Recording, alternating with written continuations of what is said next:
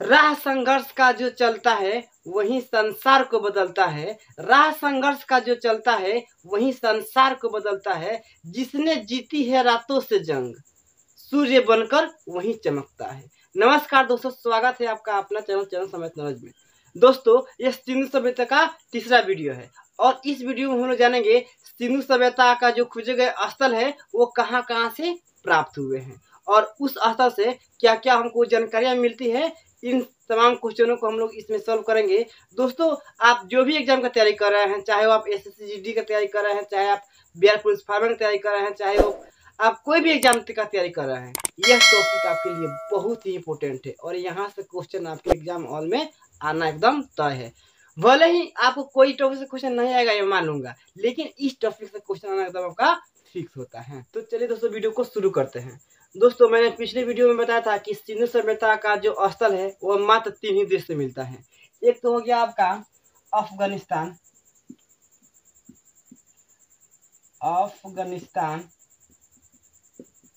और दूसरा हो गया आपका पाकिस्तान हो गया, और तीसरा हो गया आपका भारत। यह 3 ही स्थल से सिंधु सभ्यता का स्थल प्राप्त होते हैं। तो चलते हैं अफगानिस्तान में। तो अफगानिस्तान में देखिए, यहाँ पर है आपका अफगानिस्तान हो गया। तो इसमें आपका 2 ही क्षेत्र मिले हैं। एक का नाम है आपका सुतुर्गोई और दूसरा का नाम है आपका मुंडीकाक। तो दोस्तों, यहाँ से तो क्वेश्चन उतना पूछता नहीं है, लेकिन यदि भविष्य में पूछ दिया कि मुंडीकाक और सुतुर्गोई कहाँ स्थित है तो इसका आंसर हो जाएगा आपका अफगानिस्तान। तो देखिए, यहाँ तो आपका अफगानिस्तान हो गया। अब देख लेते हैं यहाँ पर पाकिस्तान में आते हैं। तो देखिए, यहाँ पर है आपका पाकिस्तान, ये हो गया आपका पाकिस्तान हो गया। तो देखिए दोस्तों, पाकिस्तान में आपका 598 स्थल वर्तमान में खोजे गए हैं। तो दोस्तों, इतना स्थल को हम लोग पढ़ नहीं सकते हैं, बहुत मुश्किल हो जाएगा, शायद आपका दिमाग भी हैंग कर जाएगा। तो क्या करेंगे हम, इसमें जो आपका मुख्य स्थल है, जिस स्थल से क्वेश्चन आता है, जहां से क्वेश्चन आता है, केवल हम उसी को बेस बनाकर पढ़ेंगे। तो देखिए, यहाँ पर है पाकिस्तान। चलते हैं पाकिस्तान में। देखिए, ये आपका हो गया पाकिस्तान। तो देखिए दोस्तों, यह पाकिस्तान हो गया और यहाँ से जो ये आ रहा है ये आपका सिंध नदी है। ठीक है, तो देखिएगा, यहाँ सिंध नदी है। यदि मान लेते हैं कि यहाँ पर सिंध नदी है, तो यहाँ पर एक बड़ा बांध बनाकर सिंध नदी को इंडिया में ये रोक ले जाए तो बेचारा इस पाकिस्तानी सबको क्या होगा, ये तो भूखे मर जाएंगे और अपने आप को तिस्मार का समझते हैं लोग। जिस दिन मून सड़का ना, उस दिन हम लोग इनका औकात खुद ही दिखा देंगे। देखिए, तो बात करते हैं यहाँ पर। तो देखिएगा, यहाँ पर है आपका पंजाब, यहाँ पर आता है पंजाब, पश्चिमी पंजाब। दोस्तों, जब पाकिस्तान और भारत का बंटवारा नहीं हुआ था तो यह पंजाब एक ही प्रांत में आते थे, लेकिन जब पाकिस्तान और भारत का बंटवारा हो गया तो यह पंजाब आपका 2 भागों में बट गए। एक हो गया आपका पश्चिमी पंजाब और दूसरा हो गया आपका पूर्वी पंजाब। पश्चिमी पंजाब चला गया आपका पाकिस्तान में और पूर्वी पंजाब आपका आ गया इंडिया में। देखिए, तो यहाँ पर पश्चिमी पंजाब में एक स्थान है जिसका नाम है हड़प्पा, जिसका खोज किसने किया था? तो जिसका खोज किए थे दयाराम साहनी 1921 ईस्वी में। अब देखिए, इसके जस्ट यहाँ पर आगे आते हैं तो यहाँ पर आपका मिलता है यह सिंध क्षेत्र मिलता है। तो सिंध क्षेत्र में हमको 3 टॉपिक पढ़ना है। एक तो हो गया आपका, देखिएगा, यह आपका हो गया यहाँ पर यह आपका यह सिंध नदी है। तो सिंध नदी का इधर बायां तट में आपका मोहनजोदड़ो है। यहाँ पर क्या आपका मोहनजोदड़ो है। और देखिए, उसके यहाँ पर दाया साइड में आपका यहाँ बात करते हैं तो यहाँ का है चनहुंद्रो है। तो यहाँ पर मोहनजोदड़ो के सामने एक मतलब स्थान है जिसका नाम है कोटा दीजी इसका नाम है। तो ये समझ में है ना कि यहाँ पर जो का ये सिंध क्षेत्र है, यहाँ से हमको तीन स्थल मिलते हैं, प्रमुख तीन स्थल मिलते हैं। एक हो क्या, एक तो हो गया आपका मोहनजोदड़ो, जिसका खोज किए थे रसकाल बनर्जी ने किए थे 1922 ईस्वी में। और दूसरा हो गया आपका चनहुद्रो, और तीसरा क्या हो गया आपका कोटा डीजी हो गया। तो दोस्तों इसके बाद चलते हैं हम बलूचिस्तान में। तो बलूचिस्तान में हमको दो ही स्थल पढ़ना है। एक हो गया आपका डाबल कोट, और दूसरा हो गया आपका बालाकोट। तो इस बलूचिस्तान में इस दो ही टॉपिक से आपको क्वेश्चन पूछता है। और एक क्वेश्चन ये भी आता है कि ये जो आपका बलूचिस्तान है यह सिंधु घाटी सभ्यता का क्या है, ये पश्चिमी तट पर स्थित है। अब देखिए उसके बाद चलते हैं, ये तो आपका पाकिस्तान का पूरा हो गया, यानी कि पाकिस्तान में कितना स्थल को पढ़ना है, कितना मुख्य स्थल है, ये सारी बातें हमने इसमें बता दिया। अब हम लोग चलते हैं भारत में।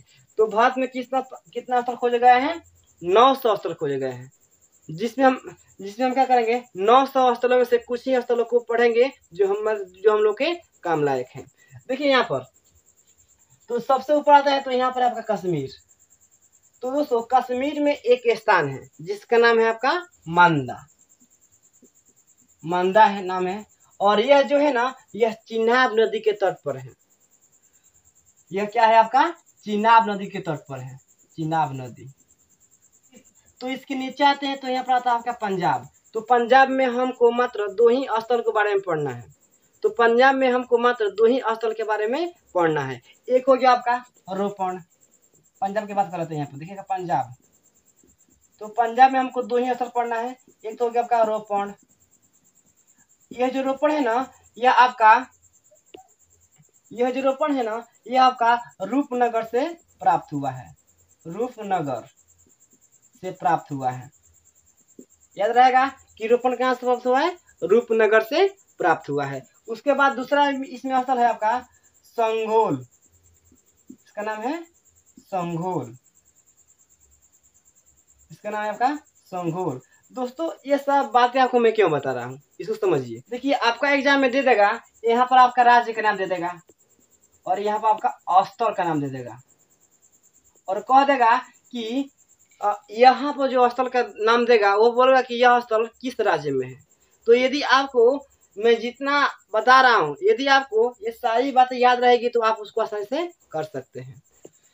तो हमको पंजाब से मात्र दो ही स्थल को पढ़ना है। एक क्या हो गया आपका रोपण, एक दूसरा क्या हो गया आपका संगोल हो गया।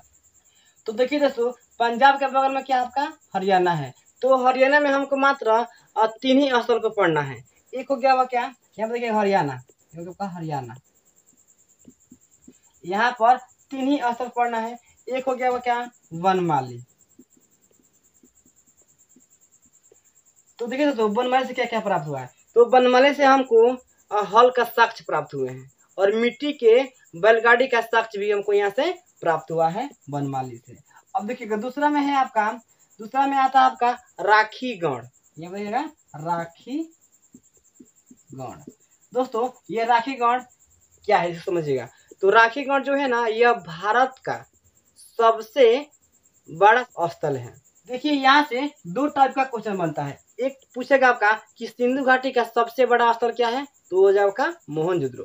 दूसरा कह देगा कि भारत का सबसे बड़ा स्थल क्या है, तो हो जाएगा आपका राखीगढ़ हो जाएगा। तो तीसरा में आपका आता है भगवानपुरा।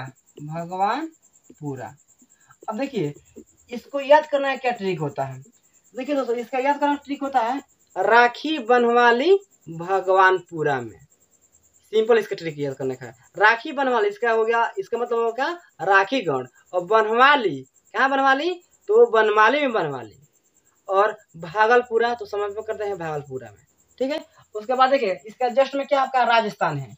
तो देखिए क्या पर राजस्थान,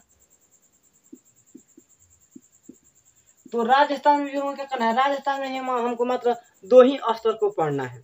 दो ही स्थल मुख्य है। एक हो गया आपका कालीबागा, देखिएगा कालीबागा हो गया। तो कालीबागा से हमको क्या क्या प्राप्त होती है देखिएगा। तो कालीबागा से हमको काली रंग की चूड़ियां प्राप्त होती है। तो दूसरा आपका आ जाएगा बलाथल आ जाएगा। देखिए यहाँ पर बलाथल हो जाएगा। अब देखिए क्वेश्चन ये बनता है कि कालीबागा का खोजकर्ता का क्या नाम था? देखिए दोस्तों, तो कालीबाग का जो खोजकर्ता का नाम था ना, उसका नाम था आपका लाल एवं थप्पड़। समझ में ना? इसको तो इसका याद करने का ट्रिक क्या होता है, देखिएगा। लाल एवं थप्पड़ को याद करने का ट्रिक क्या होता है? लाना था लाल चूड़ी, लेकिन ला दिया क्या? काली चूड़ी, तो खा लिया थप्पड़। समझ में ना? इसीलिए इसको याद करने का ट्रिक क्या है? लाल एवं थप्पड़। तो देखिए दोस्तों, इसके बगल में क्या है आपका? गुजरात है। तो गुजरात को हम पढ़ने से पहले हम चलते हैं यहाँ पर महाराष्ट्र में, ताकि महाराष्ट्र में आपका एक ही स्थल के बारे में पढ़ना है। तो पहले हम महाराष्ट्र को पढ़ेंगे, उसके बाद क्या करेंगे, आपका चलेंगे गुजरात में। देखिए यहाँ पर महाराष्ट्र में क्या है, महाराष्ट्र हो गया।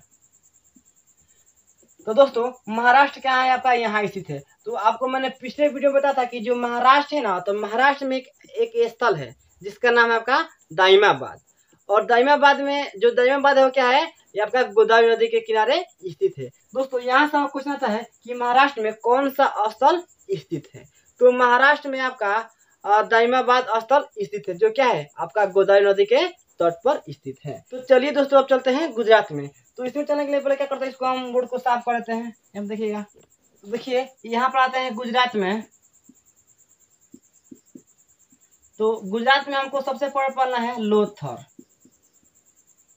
अब देखिए लोथर क्या है। तो लोथर जो है ना, यह सिंधु सभ्यता का क्या था? एक बंदरगाह था, और यहाँ से आपका व्यापार होता था। तो यह क्या है? तो लोथर क्या आपका? बंदरगाह है, बंदरगाह है। आपको समझ में आ गया होगा। उसके बाद आता है आपका धौलावीरा। देखिए यहाँ पर दूसरा है आपका धौलावीरा।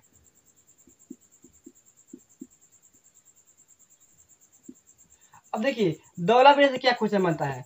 तो हम अभी तक पढ़े हैं कि जो सिंधु सभ्यता का जितने भी स्थल मिले हैं वो सिर्फ 2 ही भागों में बटे थे। लेकिन यह जो आपका धौलावीरा ऐसा है जो कि आपका यह 3 भागों में बटा था। कितना भागों में बटा था? 3 भागों में बटा था।